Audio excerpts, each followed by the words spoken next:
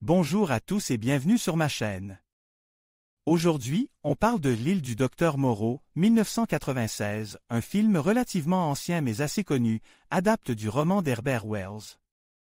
Avec un casting de stars, encore jeune à l'époque, on s'attaque à cette histoire d'un scientifique menant des experiences pour le moins originales sur une île isolée. Alors, c'est parti. On commence par un crash d'avion en mer de Java. Edward Douglas, David Thewlis, que vous connaissez peut-être pour son rôle dans Harry Potter, seul survivant d'une mission de l'ONU, est recueilli par un navire. Il est aidé par un certain Montgomery, interprète par un Val Kilmer, Mindhunter, particulièrement charismatique. Montgomery l'emmène sur son île, mais insiste pour que Edward débarque sur une île voisine, plus accessible. Sur cette île, Edward découvre le docteur Moreau, un prix Nobel exil pour ses expériences animales. Il continue ses recherches, créant des êtres hybrides, mi-homme mi-bête. L'ambiance est étrangement luxueuse, contrastant avec la nature sauvage environnante. Il rencontre Aïssa, la fille du docteur Moreau, une jeune femme fascinante, apparemment inconsciente du monde extérieur. Mais Montgomery, sous prétexte de protéger Edward, le enferme.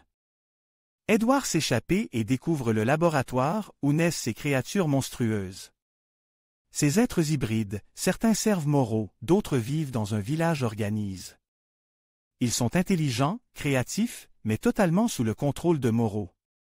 Edward est horrifié par ces experiences.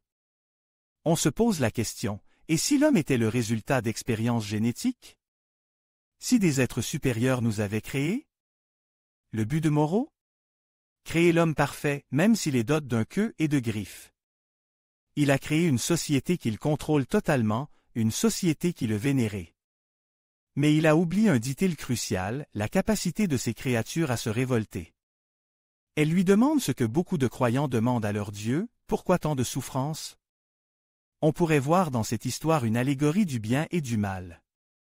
Montgomery, qui manipule les créatures avec des drogues, représente le diable, tentant les créatures. Il est présent dès la création, comme une ombre. La révolte des créatures, l'assassinat de Moreau, la déchéance qui suit.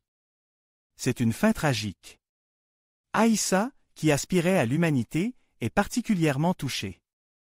Le film est visuellement impressionnant, le maquillage des créatures est remarquable, même aujourd'hui.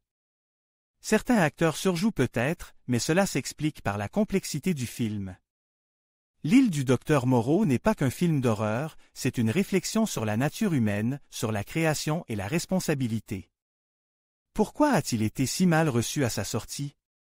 Peut-être parce qu'il montre une vérité dérangeante sur notre propre nature? Voilà, c'est tout pour aujourd'hui. N'hésitez pas à me dire ce que vous en pensez en commentaire. À bientôt pour une nouvelle vidéo.